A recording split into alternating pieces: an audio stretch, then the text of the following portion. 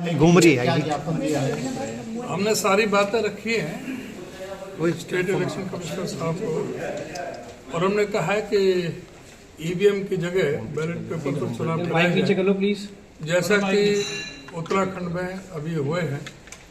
और एक्ट आपको अलाउ करता है, एक्ट कहता है ईवीएम जिस पर तरह तरह के प्रश्न इस समय उठे हुए हैं, सारे देश में भी, हमारे इस प्रदेश में भी केस चले हुए हैं, हाई कोर्ट में भी, सुप्रीम कोर्ट में भी।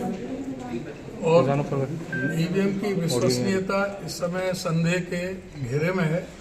इसलिए जब आपके पास में ऑप्शन है बैलेट पेपर से कराने का, और उत्तराखंड में भी हुआ है, तो यहाँ पर आपको जो चुनाव बैलेट पेपर से कराएं। और दूसरा हमने कहा है कि भी एक साथ में आपने अनाउंस करके 2 तारीख को चुनाव करा रहे हैं और 12 तारीख को आप काउंटिंग कर रहे हैं। अभी तक जितने भी लोकल बॉडीज के इलेक्शन हुए हैं, सेम डे काउंटिंग होती रही है। तो 2 तारीख से 12 10 दिन का क्या औचित्य है? अब 2 तारीख को कर रहे हैं, एक पानीपत में 9 तारीख को है। इससे तो ये बेटर था कि आप सारे ही इलेक्शन 9 तारीख को करा देते, उसमें क्या दिक्कत है? जब 12 को आपने काउंटिंग करनी है तो सारे 9 को करा देते।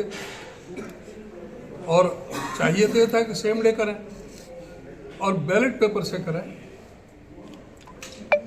एससीज की जो रिजर्वेशन है उस पर पूरी तरह से उनके साथ भेदभाव बरता गया है और कोई सेटिस्फैक्ट्री जवाब नहीं मिला। क्योंकि जो एससी की जो रिजर्वेशन है, मैंने बताया कि वे गुड़गांव में जब 25 वार्ड थे जब भी 3 रिजर्व, जब 35 वार्ड थे तब भी 3 रिजर्व, अब 40 वार्ड है अब भी 3 ही रिजर्व है। तो ये एक साथ में जो एससी को जो रिप्रेजेंटेशन देना था वो बिल्कुल नहीं मिल रहा है। ये 2011 के पॉपुलेशन का आधार मान रहे हैं, अब 2025 चल रहा है, 14 साल हो गए। और पीपीपी ये बीमारी है, परमानेंट परेशानी पत्र है, ये पीपीपी को ही माध्यम से एससी और बीसी के इन्होंने अपने आप ही अपनी मर्जी से जो रिजर्वेशन जो तय की है वो बिल्कुल सर्वथा अनुचित है।